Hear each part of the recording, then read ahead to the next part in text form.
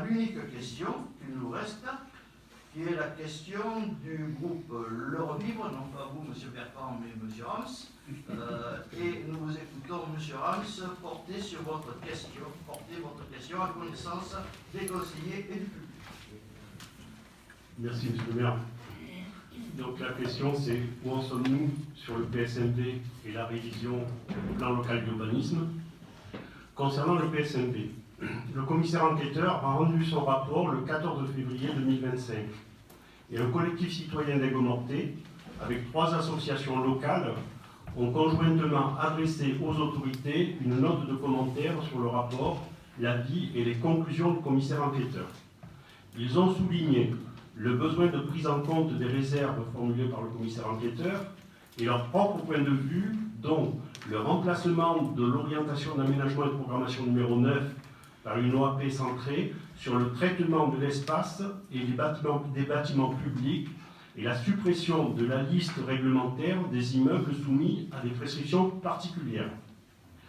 Concernant la révision du PLU, il y a eu 2 réunions publiques, les 24 février et 11 mars, au cours desquelles les citoyens ont fait part de points de vue. Avant la réunion de présentation générale de la révision du PLU qui est prévue le 7 avril prochain, pourriez-vous nous faire savoir s'il y a des indications formulées par les citoyens dont il sera tenu compte dans le PLU qui nous sera présenté? Et bien entendu, lesquelles? Pour revenir sur l'affaire du projet immobilier de 88 logements au chemin d'Esparron. Je sors. Vous pourrez rester, je n'attaquerai pas là-dessus, monsieur le maire. Je ne note pas avec moi. Donc, pour revenir sur l'affaire du projet immobilier de 88 logements au chemin d'Esparron, nous ne comprenons pas la hâte qui a conduit à accorder un permis de construire avant la conclusion de la révision du PLU qui intégrera l'OAP chemin d'Esparron, bâti sur mesure pour la réalisation de ce programme et celui d'un programme non identifié d'une douzaine de logements. Pour cet autre programme, nous attendons toujours les informations que j'ai sollicitées, à savoir quels sont les propriétaires des parcelles AZ 422 et AZ 423 et quel est le promoteur envisagé. Pourriez-vous, SVP, enfin nous renseigner? Pour conclure, monsieur le maire, je pense que là, monsieur le maire peut revenir, comme vous voulez. Je pense qu'il peut revenir. C'est des généralités. Merci. Donc, pour conclure, monsieur le maire, dans l'intérêt des populations aigues-mortaises, je tiens à vous dire que lorsqu'on ne dispose que d'une faible réserve foncière pour construire des logements, cette réserve foncière, il ne faut pas la gaspiller, il faut l'économiser. Ne pas la gaspiller signifie que toute consommation de la réserve foncière doit servir l'impératif besoin d'équilibre des populations permanentes entre les moins de 45 ans, qui ont chuté de 55% en 2009, à 43,8% de la population en 2021. A contrario, sur la même période, les populations des 45 ans et plus ont flambé de 45% en 2009 à 56,4% en 2021.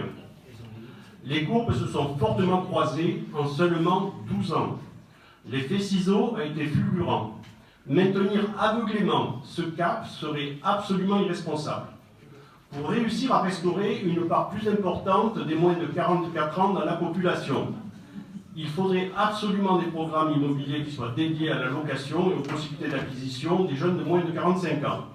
Il faut exclure la réalisation de tout programme qui ne conduirait qu'à aggraver le vieillissement des populations et le parc des résidences secondaires ou des logements Airbnb. L'économiser, ça signifie,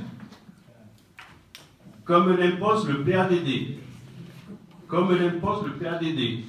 penser développement durable, en évitant de consommer toute la réserve foncière sur le court terme. Puis après nous, le déluge. Car le besoin d'une population équilibrée entre moins de 45 ans et 45 ans et plus sera un besoin récurrent pour des décennies. Monsieur le maire, en matière d'urbanisme, le parti pris de tout élu doit être de servir durablement les intérêts des citoyens aigues-mortais et de notre commune, et pas celui de business à court terme de quiconque. Bien. Bien, monsieur Rams, vous pouvez me répéter la question? La question, c'est Oui, où en sommes-nous ici, hein. Répétez-moi la question. Où en sommes-nous sur le PSMB, la révision du plan local d'urbanisme? Là, je vais vous répondre, voilà, bien sûr. Bien sûr. Normalement, vous devez répondre à la présentation La faite. question est claire, qu'est-ce que vous faites en réquisitoire, là, monsieur Rams? Bon, donc, je vais répondre à votre question. Où en sommes-nous du PLU et du PSMB, n'est-ce pas, monsieur Rams? Comme vous voulez, monsieur. Ah ben, je fais comme je veux, je sais pas moi. Moi, Je ça, pose je une vais question, passer, monsieur. donc je vais y répondre. Hein, voilà. Alors, monsieur le conseiller municipal, si vous vouliez éteindre votre micro, Merci. votre question comporte donc deux parties. Je vais tout d'abord vous répondre sur la première partie, parce que ma réponse sera très courte, et vous la jugerez sans doute laconique. Vous m'interrogez sur le fait de savoir où en est la révision du PLU. Eh bien, moi, je pense, monsieur le conseiller municipal, qu'il ne vous a pas échappé qu'il y aura dans quelques jours une réunion publique et qui sera la troisième que nous tiendrons sur ce sujet, une réunion d'information et de concertation à la salle Nicolas Lasserre sur le sujet. Donc voilà où nous en sommes sur le PLU. Nous en sommes à notre troisième réunion publique qui va se tenir le 7 avril. Votre seconde question est de savoir où nous en sommes sur le PSMB.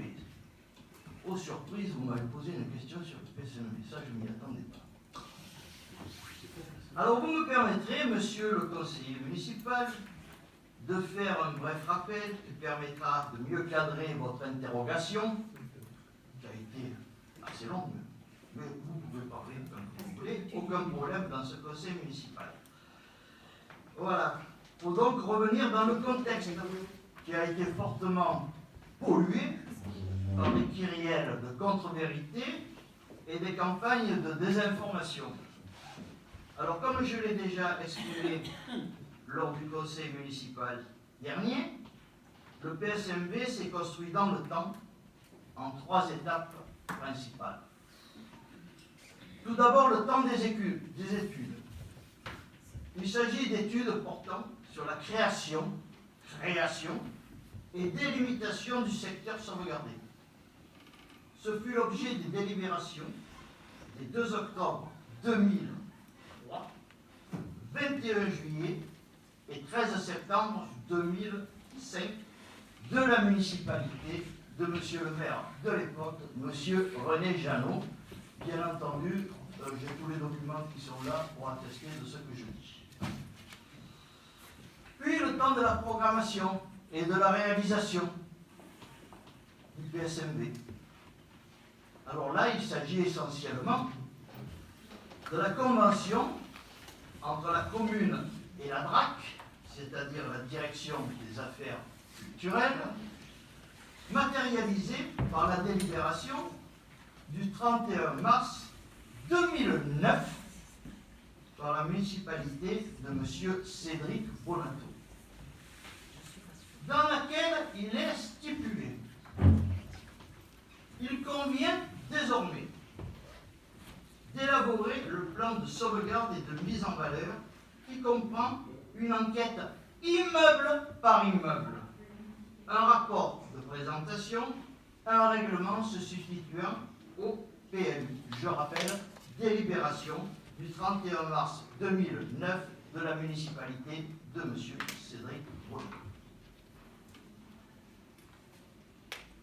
Cette convention, liant l'État à la commune, dans son article 1, stipule: pour l'élaboration du plan de sauvegarde et de mise en valeur du secteur sauvegardé, c'est bien ce dont nous parlons, elle a été signée par M. Cédric Bonato, maire, le 1er avril 2009. Et elle porte donc, je le redis, cette convention sur l'élaboration du plan de sauvegarde et de mise en valeur du secteur sauvegardé 2009. Par arrêté en date du 14 juin, tout est là, par arrêté en date du 14 juin 2010. La municipalité de M. Bonato est toujours impliquée dans la constitution du PSMV, et je rappelle à l'époque que les gens dans l'opposition, j'ai suivi cette procédure parce que je la trouvais excellente.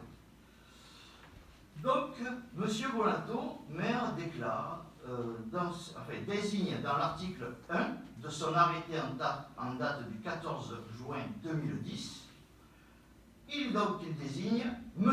Antoine Bruguerol, architecte, comme étant habilité à effectuer toutes les visites nécessaires à l'établissement du PSMV.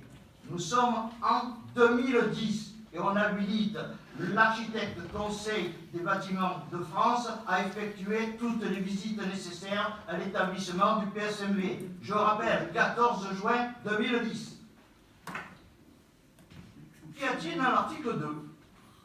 Eh bien, dans l'article 2 donc, de cette convention, n'est-ce pas, Auguste, il est marqué que ces visites, donc autorisées par la municipalité de M. Bonato, auront pour but d'actualiser la connaissance du patrimoine immobilier du secteur sauvegardé et permettre de définir les mesures aptes à en assurer la préservation et la mise en valeur. Et qu'elles pourront notamment concerner les cours intérieurs et les intérieurs d'immeubles. 2010, c'est la convention signée par M. Bonato. Voilà, 2010. Ok? Alors, ça veut Le pas dire 1er qu'il faut juillet changer 2010. de Non, parole. monsieur, là, vous me laissez là. Regardez, Je réponds à un conseiller municipal. Allons jusqu'au Hein, bout. voilà. Alors, le 1er juillet Tu m'as 2010, cité, je vais te je vais être répondre. obligé d'interrompre la séance. Eh oui, mais Bon, parle la pas de séance moi. est suspendue. Hein? Parle pas de moi, on va jusqu'au On ne peut bout. pas s'exprimer Si tu... librement de- Mais si, alors tu me cites, tu me cites, et ben moi je te cite aussi. Je vous Attends, attendrai la Auguste, séance. Auguste, j'avais quelque chose d'important à dire. Ah, ça va, la séance reprend. Allez. D'accord. Ok, alors je continue. Je continue donc. Je suis toujours en 2010. Hein. Il va falloir. Je vous ai laissé parler, monsieur Rams, vous me laissez parler, s'il vous plaît. C'est la moindre des courtoisies et des politesses. Le 1er juillet 2010, je comprends que ça vous énerve. Le 1er juillet 2010, le conseil municipal, monsieur Rams, c'est moi qui parle, je réponds à votre question. Soyez courtois et républicains. Le 1er juillet 2010, le conseil municipal désignait les représentants de la commission locale du secteur sauvegardé. Il y en a qui sont présents d'ailleurs, ici. Voilà. En fait, est venu sous la municipalité, là vous avez dit, calmez, Pierre Montméjean, le temps de l'information et de la concertation. Là, vous pouvez y aller. Par arrêté du 20 novembre 2015, le préfet du Gard saisissait la commune pour les modalités de la concertation relative au PSMV. C'est-à-dire que tout est fait. On en est à la concertation. Tout est déjà établi. Tout est déjà réglé avant. Le 22 mars 2018, l'autorité environnementale entérinait le projet et le 6 mars 2019, la nouvelle commission locale du site patrimoine remarquable était instituée. Il y a des membres qui sont parmi nous. Cette commission était réunie le 29 avril 2019 et le 26 octobre 2021. Elle a donné un avis favorable au projet le 25 novembre 2021, entendez bien, à l'unanimité, et il y a des membres présents ici dans le film. Comme je l'ai déjà déclaré antérieurement, il appartenait donc à la présente municipalité, la mienne, je m'excuse, de procéder aux phases de concertation, les mots ont un sens, concertation publique, de l'information, les mots ont un sens, et la finalisation de la procédure. Les mots ont toujours un sens. Soit communication par voie de presse locale et départementale, exposition publique, 3 réunions publiques envers les habitants, les professionnels, architectes, notaires, artisans, métiers, du bâtiment notamment. Et, à ce jour, ce conseil municipal, là, qui est là maintenant autour de cette table, a adopté à l'unanimité, les mots ont toujours un sens, l'ensemble des documents composant le projet de PSMV, zonage, règlement et annexe. tels qu'ils ont été présentés et mis à la disposition du public durant la phase de concertation. Nous sommes toujours dans la concertation. Voilà, tout était bien rappelé. Pour mémoire, je rappellerai qu'à plusieurs reprises, les services de l'État ont fait connaître que le fichier des immeubles et des espaces, je le rappelle, créé à partir de 2010, nous revenons en 2010 pour la création de ce fichier, sur décision de la municipalité de M. Bonato, que ce fichier n'était qu'un élément de diagnostic non opposable et ne faisant pas partie du dossier du PSMV et donc sans valeur réglementaire et a fortiori sans valeur coercitive. Il n'est pas ici inutile de le rappeler au vu de la campagne de désinformation et de contre-vérité qui est conduite depuis plusieurs mois dans notre cité. L'enquête publique a donc pu être menée et le commissaire enquêteur a rendu ses conclusions. Et pour répondre à votre question, alors où en sommes-nous aujourd'hui sur le PSMV? C'est très simple. Le commissaire enquêteur a émis un avis favorable avec 6 réserves. Nous avons fait connaître au service de l'État que la commune était disposée à lever les dites réserves. Nous sommes donc dans l'attente du retour de la DRAC qui nous précisera le formalisme qu'elle entend donner à la levée de ces réserves. Voici ma réponse, monsieur le conseiller municipal, et voilà où nous en sommes, à la fois pour le PLU, à la fois pour le PSLV, excusez-moi, j'ai beaucoup parlé, et donc je vous souhaite une bonne soirée. Ce conseil municipal est clos, il n'y a pas d'intervention. Après, Vous pouvez m'exprimer dans ce non,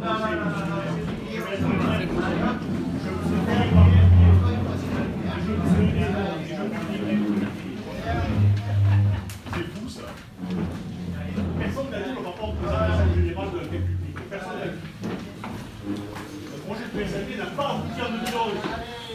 À la demande de voilà.